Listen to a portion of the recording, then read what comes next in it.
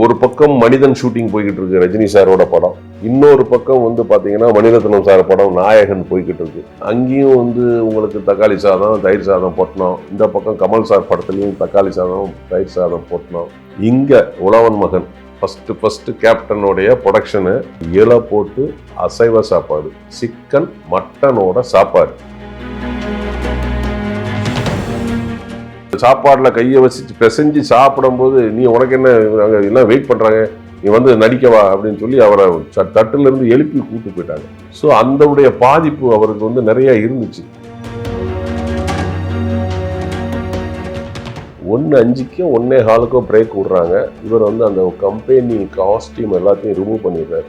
Remove பண்ணிட்டு ஒரு லுங்கி ஒரு பனியன், எல்லாரும் ஒரு 130 பேர் இருக்காங்க. 130 பேரையும் ஒரே இடத்துல உட்கார வைக்கிறார். சாப்பாடுலாம் வான்கோழி பிரியாணி, சிக்கனு, மட்டனு, மீன், முட்டை, என்னென்ன இருக்கோ அத்தனையும் போட்டு எல்லாருக்கும் இவரே பரிமாறுறாரு. நான் வந்து கூட என்ன தலைவர் சாப்பிட்றாரு அப்படின்னு பார்க்குறேன், எட்டி பார்த்தேன் ஒரு இடத்துல. அதாவது எல்லாம் சாப்பிட்டு முடிச்சுட்டு அவரை ரூமில் போய் சாப்பிட்றவங்க ஒரு ஜன்னல் வழியாக எட்டி பார்க்குறேன், தலைவர் இவ்வளோடு தான் சாப்பிட்டார். கேப்டன் சொல்லுங்க கேப்டன், மட்டன் கோலாவா, மீன் வருவலா, சரி கேப்டன், நண்டு, சரி கேப்டன், பிரியாணியா, மட்டனா சிக்கன், இது சினிமா ஒன்றும் இல்லை, இது 10 பேரை அடிக்க அப்படின்னு சொல்லும் போது இன்னொரு அமைச்சர் வந்து தப்பா பேசுறாரு. இதைத்தான் வந்து கேப்டன் வந்து காதுல வாங்கிட்டாரு. திரு ஸ்டாலின் அவர்கள் வந்து இதை பார்த்துட்டு இப்படி பின்னாடி வந்து துரைமுருகன் அப்படி கண்ணை காட்டினாராம். இதையும் வந்து கேப்டன் வந்து பார்த்திருக்காராம். இவ்வளவு சம்பவம் நடந்துகிட்டு இருக்கு.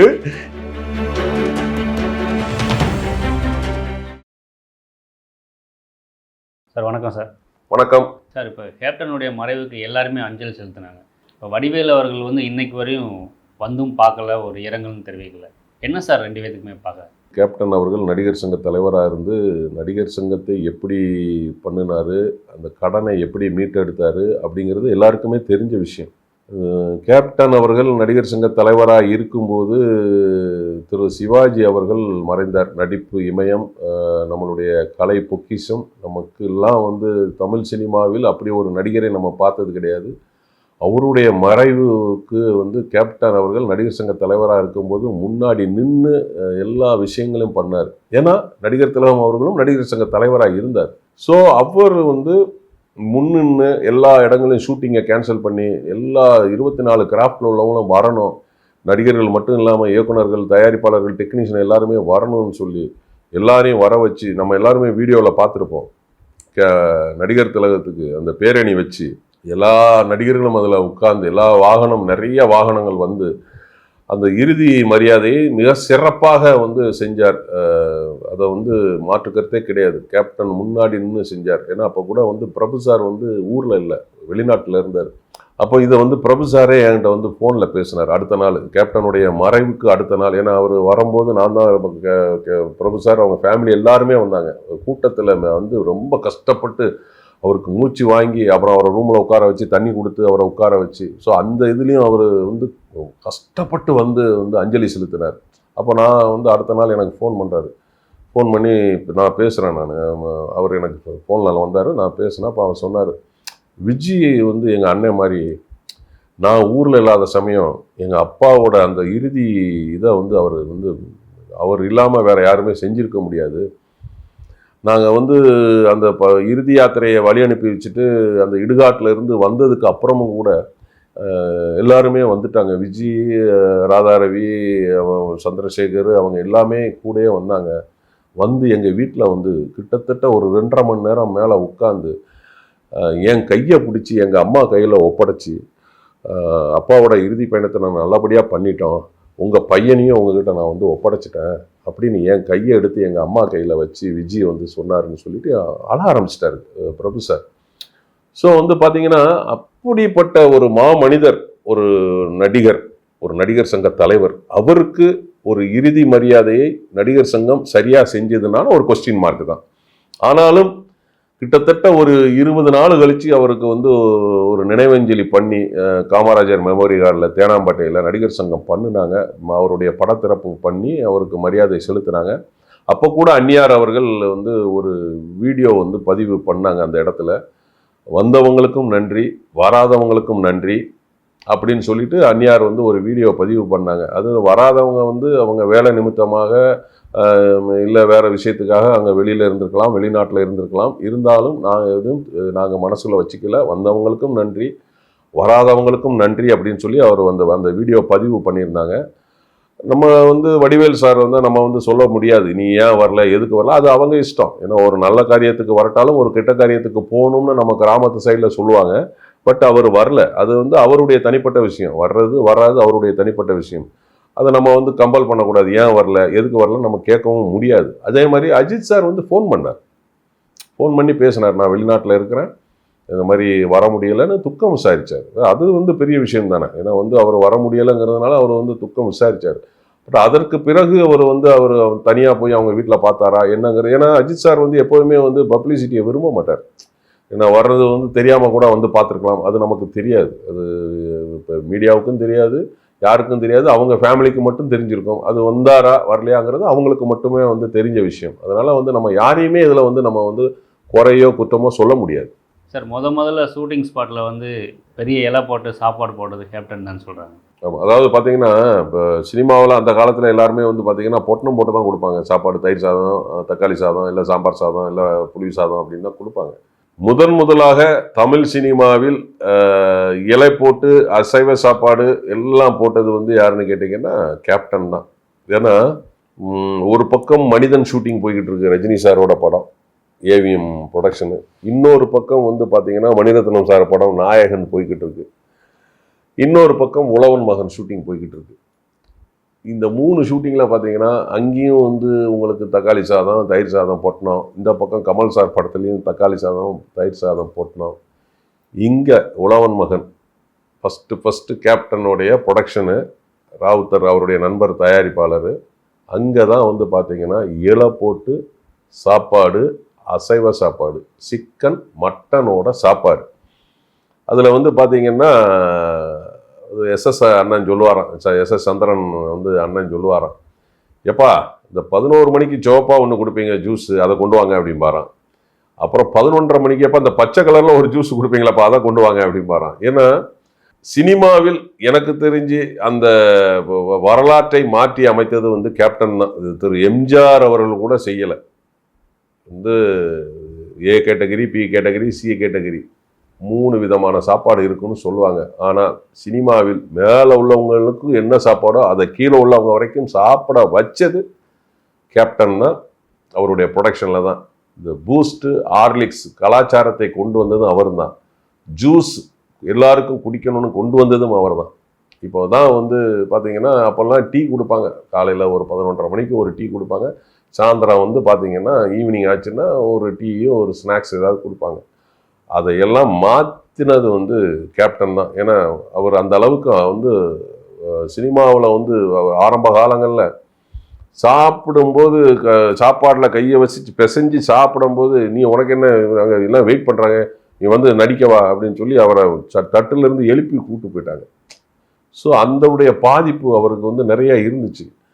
அதே போல் வந்து பார்த்தீங்கன்னா அவருடைய ஆரம்ப காலகட்டங்கள்லாம் வந்து பானன் பிராட்டை வந்து எல்லாருக்குமே கொடுக்கணும்னு நினைக்கிறவர். ஏன்னா வந்து அவருடைய அப்பா வந்து அவரை ஸ்கூலில் படிக்கும்போது, மதுரையில் நாடார் ஸ்கூலில் படிக்கும்போது, என் பையன் என்ன கேட்டாலும் கொடுங்கன்னு சொல்லிட்டு ஸ்கூலு பக்கத்தில் ஒரு கடையில் வந்து சொல்லிட்டு போய் பற்று எழுதி வச்சுக்கிட்டு போவாராம்.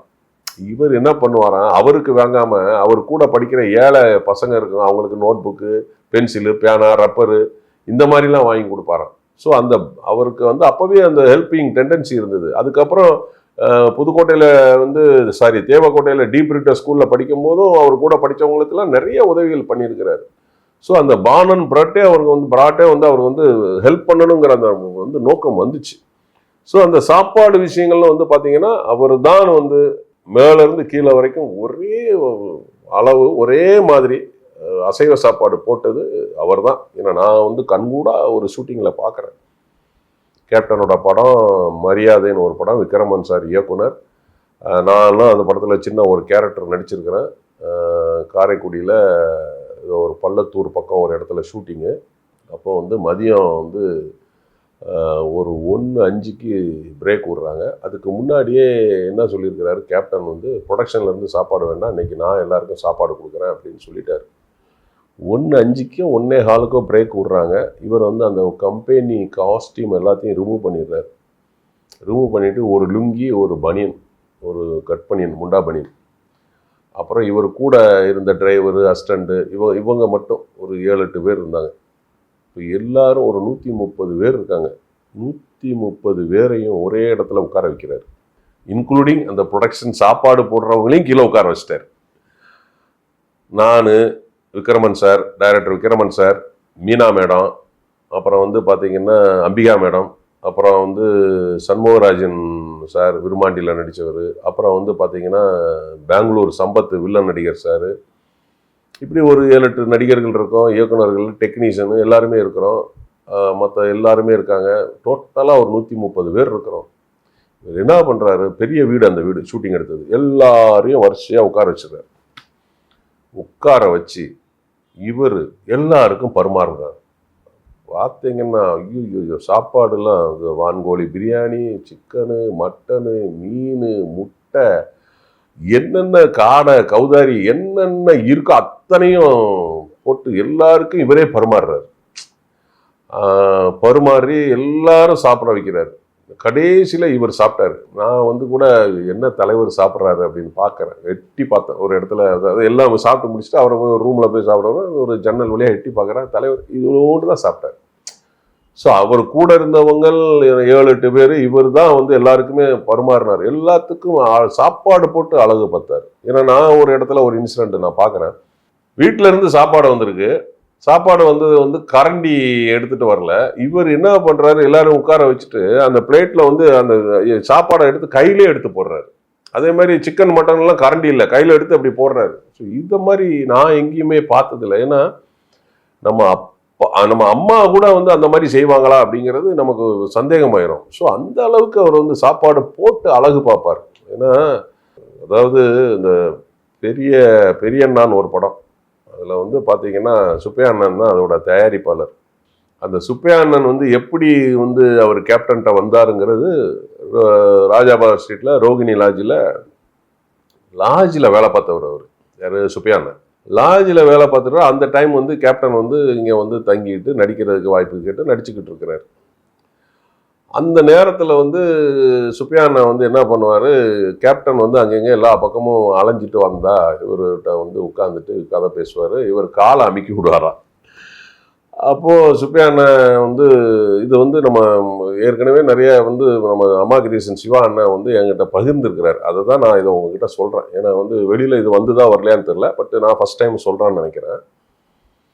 அப்போ அந்த சுப்பையா அண்ணன் வந்து இவர்கிட்ட அப்படியே அசிஸ்டண்ட்டாக ஜாயின் பண்ணுறாரு. அப்புறம் இவரோட வர்றாரு. இவரோட வந்து அப்போ இவர் தான் வந்து என்ன பண்ணுறாருன்னா கார்டு எடுத்து கொடுக்குறாரு. அசிஸ்டண்ட்டுக்கு கார்டு எடுத்து கொடுக்குறாரு. அப்புறமா வந்து இவருக்கு வந்து ப்ரொடியூசர்ஸ் கார்டு எடுத்து கொடுக்குறாரு. ஒரு கட்டத்தில் என்ன பண்ணிடுறாரு, இவரே தயாரிப்பாளரை ஆக்கிடுறாரு. ஏதோ பெரியண்ணா படத்துக்கு இவர், அதாவது ரோகிணி லாட்ஜில் வேலை பார்த்த அந்த ரூம் பாய், அவர் தான் சுப்பையா அண்ணன். அவரை வந்து ஒரு ப்ரொடியூசராக ஆக்குனது கேப்டன். ஸோ இந்த மாதிரி ஏன்னா நிறைய சொல்லலாம். இப்போ வந்து கேப்டன் வந்து அவர் எல்லாருமே சொல்லுவாங்க அடிச்சிட்டாரு வச்சுட்டாருன்னா, உண்மையிலே வந்து என்ன சொல்கிறது, கோவம் இருக்கிற இடத்துல தான் குணம் இருக்கும். நான் ஒரு இடத்துல நேரடியாக பார்க்குறேன். இயக்குனர் சிகரம் கே பாலச்சந்தர் அவர்கள் மறைவு. அப்போ நாங்கள் எல்லாரும் தான் ஒன்றா போகிறோம். ஒன்றா போயிட்டு அவருடைய மறைவுக்கு வந்து அஞ்சலி செலுத்த போகிறோம். அப்போது கேப்டன் அவர்கள் அஞ்சலி செலுத்திட்டு அப்போ வந்து இன்னொரு பக்கம் வந்து ப்ரெஸ் இருக்காங்க. கேப்டன் அவர்கள் ப்ரெஸ் மீட்டு கொடுக்கல. ப்ரெஸ் மீட்டு கொடுக்காம அஞ்சலி மட்டும் செலுத்திட்டு வந்துட்டார். எல்லாருமே போயிட்டோம். அடுத்த நாள் நான் ஆஃபீஸ்க்கு வந்து கொஞ்சம் லேட்டாக போகிறேன். 1:15 மணிக்கு நான் போகிறேன். கேப்டன் கரெக்டாக அப்போ வந்து சாப்பாட்டுக்கு மேலே மாடியிலேருந்து இறங்கி ஸ்டெப்பில் வர்றாரு. அவருக்கு பின்னாடி அவருடைய பிஏ ஒருத்தர் இருக்கார். அவர் பேரும் பாசாரதி. அவர் அண்ணன் செல்வமணியன் அசிஸ்டண்டாக இருந்தவர். அவர் தான் ஒரு பிஏ. அவருக்கு பின்னாடி ரவீந்திரன், பேராசிரியர் ரவீந்திரன், இப்போ வந்து வேறு கட்சியில் இருக்கிறாரு அவர். அப்புறம் வந்து ஒரு 4-5 பேர் நடந்து வந்துட்டு இருக்காங்க அவர் பின்னாடி ஸ்டெப்பில். அப்போ கேப்டன் ஸ்டெப்பில் வரும்போது நான் வந்து அப்போ தான் எழுத்தாளங்கன்னு வந்து நின்றுட்டேன். என்கிட்ட கேட்குறாரு, நேற்று நம்ம வந்து பாலச்சந்தர் சாருக்கு மரியாதை செலுத்திட்டு வந்தோமே, அது இன்டர்வியூ கொடுக்கல, அதை பற்றி என்ன சொல்கிறாங்க மக்கள் அப்படின்லாம் என்கிட்ட கேட்குறாரு. சினிமாக்காரங்க என்ன சொல்கிறாங்க அப்படின்னு. இல்லை கேப்டன் மாதிரி நிறைய பேர் சொன்னாங்க, கேப்டன் வந்தார், டீசெண்டாக மலரெல்லாம் வச்சார், டீசெண்டாக போயிட்டாரு அப்படின்னு நான் சொல்கிறேன். அவர் வந்து ஸ்டெப்பில் இறங்கி வந்துட்டு இருக்காரு, நான் கீழே நின்று இப்படி சொல்லிகிட்டு இருக்கிறேன். பின்னாடி வந்து அவர் பிஏ பாஸ் ஆகுது, இப்படி கையை காட்டுறாரு, சொல்லாதங்கிறாரு. இப்படி நான் வந்து இவரை பார்த்துட்டு அவரை லுக்கை பார்க்குறேன்னா, பொதுவாகவே சினிமாக்காரங்க வந்து டக்குன்னு லுக்கு மாறினா ஏன் மாறுது அப்படிங்கிறத பார்ப்பாங்க. இவர் வந்து டக்குன்னு நான் இப்படி பார்த்துட்டு இப்படி பார்த்த உடனே என்னடா இப்படி பார்க்குறாருன்னா, இவர் பின்னாடி இருந்து இப்படி சொல்லாதோன்னே கையை காட்டுறதா பார்த்துட்டார். பார்த்த உடனே வந்து 2 ஸ்டெப்பு கீழே வா அப்படின்னாரு. வந்து அடிச்சாரு, ஒரு அடி கன்னத்தில் பலாருன்னு அடி சத்தம். கேப்டன் கை இவ்வளோ பெருசு இருக்கும். ஒரு அடி அடிச்ச உடனே பல அவர் கண்ணீர் அழ ஆரம்பிச்சிட்டாரு. அவர் சொல்லிக்கிட்டு இருக்காரு, பின்னாடி இருந்து சொல்லாதன்னு என்ன கையை காட்டிட்டு இருக்கிற? அப்போ இந்த மாதிரி தானே எல்லா விஷயத்தையுமே என்கிட்ட மறைச்சிக்கிட்டு இருப்பீங்க. அவரை சொல்ல விடாம நீ என்னமோ சொல்லாதன்னு சொல்லிட்டு இருக்கிற, ஒன்று சத்தம் போட்டு கார் எடு அப்படின்னாரு. கார் எடுக்கணும்னு நேராக காரில் ஏறிட்டு போயிட்டார். எனக்கா நாம் 5 அடி தள்ளி ஓடிட்டேன். அடுத்து நம்மளை எதுவும் அடிச்சிடக்கூடாது அப்படின்னா பயந்து 5 அடி 10 அடி தள்ளி பின்னாடி போயிட்டேன். நான் காரை எடுத்துட்டு போயிட்டாரு. எனக்கு ஒன்றுமே புரியல, என்ன எதுக்கு அப்படின்னு எதுவுமே தெரியல. அதுக்கப்புறம் நான் வந்து அவர்கிட்ட, அண்ணா என்னென்ன விஷயம், அடி வாங்க வச்சுட்டு என்கிட்ட என்ன கேட்குறேன்னா அந்த ஆள் அழ ஆரம்பிச்சிட்டார். அப்புறம் பேராசிரியர்கிட்ட தான் ரவீந்திரன் சார்கிட்ட கேட்குறேன், சார் என்ன எனக்கு ஒன்றுமே புரியலையே என்ன சார் அப்படின்னு. இல்லை இவ்வளோ நேரம் நாங்கள் என்ன சொல்லிக்கிட்டு இருந்தோம்னா, கேப்டன்கிட்ட நீங்கள் பாலச்சந்தர் சார் டெத்துக்கு போனீங்க, நீங்கள் போயிட்டு நீங்கள் இன்டர்வியூ கொடுத்துட்டு வந்திருக்கணும் கேப்டன்னு நாங்கள் அதை சொல்லிக்கிட்டு இருந்தோம். நீங்கள் இங்கே வந்தோடனே இன்டர்வியூ கொடுக்காம கேப்டன் டீசெண்டாக போனார்னு சொன்னீங்க, அதைத்தான் இவர் சொல்லாதன்னு சொன்னார். அதை பார்த்து தான் அவர் அடிச்சிட்டாரு அப்படின்னோடனே எனக்கா நான் திரும்ப போய் அவர்கிட்ட அடி வாங்கினவன்ட்டேன். நான் சாரிண்ணே மன்னிச்சுக்குங்கண்ணா, எனக்கு என்ன விஷயம்னு எனக்கு தெரியாதுண்ணே அப்படின்னு அவர் அழுதுகிட்டே இருக்கார். இவர் வீட்டுக்கு போயிட்டார். 10-15 நிமிஷத்தில் வீட்டில் ரீச் ஆகிட்டு அங்கேருந்து ஃபோன் பண்ணுறாரு. ஃபோன் பண்ணால் அங்கே ரிசப்ஷனில் ரவின்னு ஒருத்தர் ஃபோன் எடுக்கிறார். ரவி அவன் இருக்கானா பாசாரதி அப்படின்னு கேட்குறாரு. இதெல்லாம் அவர் ரவி என்ன அப்புறமா என்கிட்ட சொல்கிறாரு. இப்போ அவன் வீட்டுக்கு போனான்னா சாம்பார் தான் இருக்கும், என்ன பண்ணுற அவனோட பேப்பரையும் பேனா எடுத்து எழுத ஆரம்பிச்சிரு. கேப்டன் சொல்லுங்கள் கேப்டன், மட்டன் கோலாவா கேப்டன் எத்தனை? அவன் ஒரு 4-5 சாப்பிடுவான்னு சொல்கிற, ஒரு 4 அப்படின்னு. சிக்கன், அப்புறம் மீன் வருவலா? சரி கேப்டன். நண்டு, சரி கேப்டன். பிரியாணியா? மட்டனா சிக்கன்? மட்டன் பிரியாணி. சரி கேப்டன். சரி, எல்லாம் வாங்கி கொடுத்துட்றேன் கேப்டன். அந்த அடி வாங்கின ஆளுக்கு சாப்பாடு லிஸ்ட் கொடுக்குறாரு. அதாவது அதுதான் வந்து கேப்டன் 5 நிமிஷத்தில் மறந்துடுவார். ஏன்னா கேப்டன்கிட்ட வந்து நம்ம வந்து அடி வாங்கினாலோ கேப்டனுடைய கண் பார்வை பட்டாலோ நிச்சயமாக பெரிய ஆள் ஆயிடுவாங்க. அதில் வந்து மாற்று கருத்தே கிடையாது. நம்ம கூட இருந்து நம்ம பார்த்துருக்குறோம். ஏன்னா ஆர்வி உதயகுமார் அண்ணன் கூட சொல்லுவார், என்ன சொல்லுவார்னா, எதிரியாக இருந்தால் கூட அவனை வர வச்சு அவனுக்கு பிரியாணி சாப்பாடெல்லாம் போட்டு தான் அடிப்பாரான் கேப்டன். இந்த மாதிரி வந்து கிண்டலாக சொல்லுவார் ஆர்வி உதயகுமார் அண்ணன். ஸோ வந்து பார்த்தீங்கன்னா அவர் கூட இருக்கிறவங்க நல்லா இருக்கணும்னு நினைக்கிறவர் கேப்டன் அவர்கள். ஏன்னா அதை நான் நிறைய இடங்களில் நம்ம வந்து பார்த்துருக்கோம்.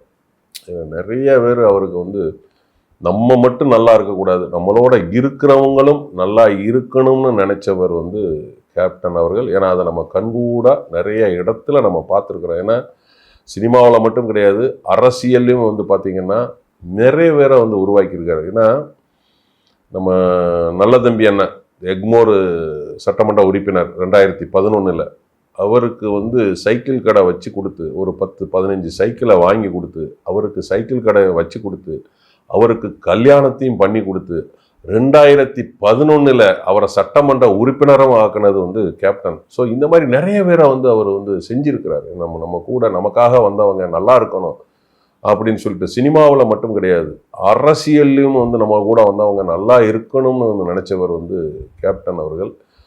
வந்து அவரை பற்றி நம்ம சொல்லணும்னா அது ஒரு நாள் போதாது, சொல்லிக்கிட்டே இருக்கலாம். சார் அரசியல்னு ஒரு கொஸ்டின், சட்டமன்றத்தில் வந்து ஜெயலலிதா அவர்களுக்கும் இவங்களுக்கும் ஒரு சம்பவம் நடந்தது, நாக்கத்தெடுத்து. அது உண்மையாகவே என்ன சம்பவம்? ஒவ்வொருத்தரும் ஒவ்வொன்றும் சொல்கிறாங்கல்ல. அப்போ வந்து பேருந்து கட்டணத்திலையும் பால் விலையும் உயர்த்திட்டீங்க அப்படிங்கிறது ஒரு டாபிக் ஓடிக்கிட்டு இருக்கு. அப்போ அந்த இடத்துல வந்து கேப்டன் வந்து, ஏன்னா இது எப்படி எங்களுக்கு தெரியும் அப்படின்னா, அந்த சம்பவம் முடிஞ்சு அடுத்த நாள் நாங்கள் எல்லாரும் ஆஃபீஸில் இருக்கும்போது கேப்டன் எங்ககிட்ட அதை பகிர்ந்துக்கிட்டார். என்ன அப்படின்னா, இந்த பேருந்து கட்டணத்தையும் பால் விலையும் ஏற்றிட்டாங்கன்னு சொல்லி அண்ணன் இப்போ வந்து திமுகவுக்கு போயிட்டாரு. சந்திரகுமார் அண்ணன் தான் அந்த டாப்பிக்கை ஆரம்பித்து வைக்காரு. அப்போ வந்து இப்போ பேச பேச பேச வந்து அப்புறம் வந்து கேப்டன் அவர்கள் வந்து இந்த இடைத்தேர்தலை பற்றி பேசுகிறாரு. அப்போ நீங்கள் ஏன் பெண்ணாகரம் இடைத்தேர்தலில் தோத்தீங்க அப்படிலாம் வந்துட்டு பேச ஆரம்பிக்கிறாரு. நீங்கள் வந்து இப்போ எதிர்க்கட்சியாக இருக்கும்போது வந்து நீங்கள் வந்து நிறைய இடத்துல தோற்றுருக்கீங்க, நிறைய இடத்துல நிற்கலையே, நீங்கள் கூட அந்த எலக்ட்ரானிக் ஓட்டு வேண்டான்னு சொன்னீங்களே அப்படின்லாம் ஒரு ஆர்கியூமெண்ட் போய்கிட்டே இருக்கு.